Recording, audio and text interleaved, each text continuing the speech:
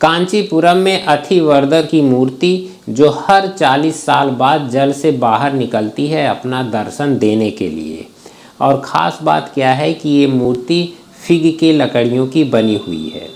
और वहीं पे चलते हैं ग्रीक गॉड के पास, डायनासोरस। ऐसा कहा जाता है कि वो फिग की लकड़ियों का लिंग बना के उसकी पूजा करते थे।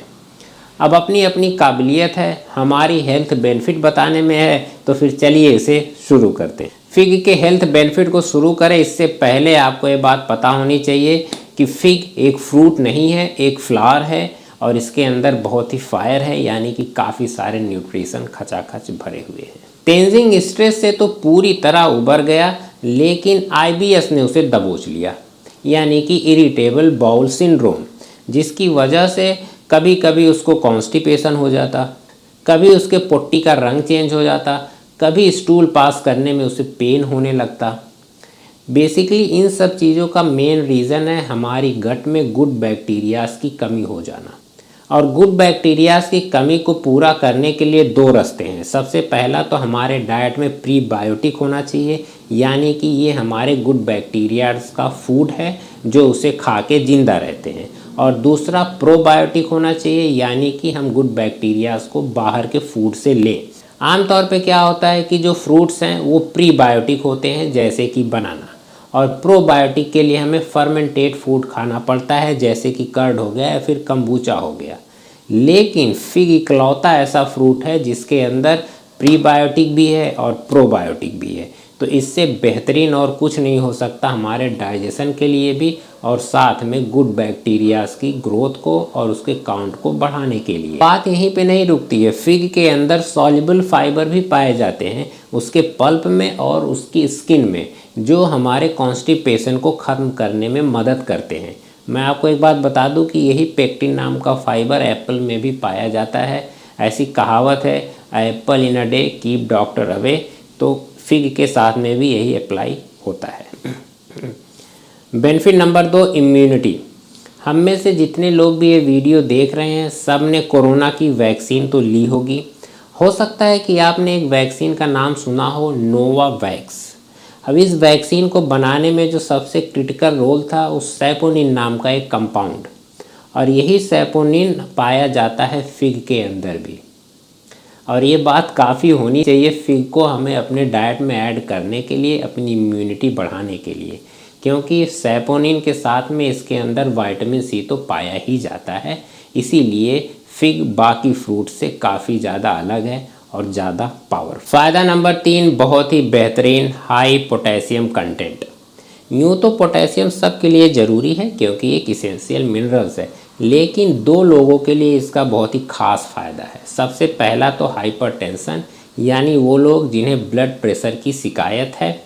आमतौर पे जब हमारे डाइट में नमक की मात्रा बढ़ जाती है तो हमारा ब्लड प्रेशर भी बढ़ जाता है।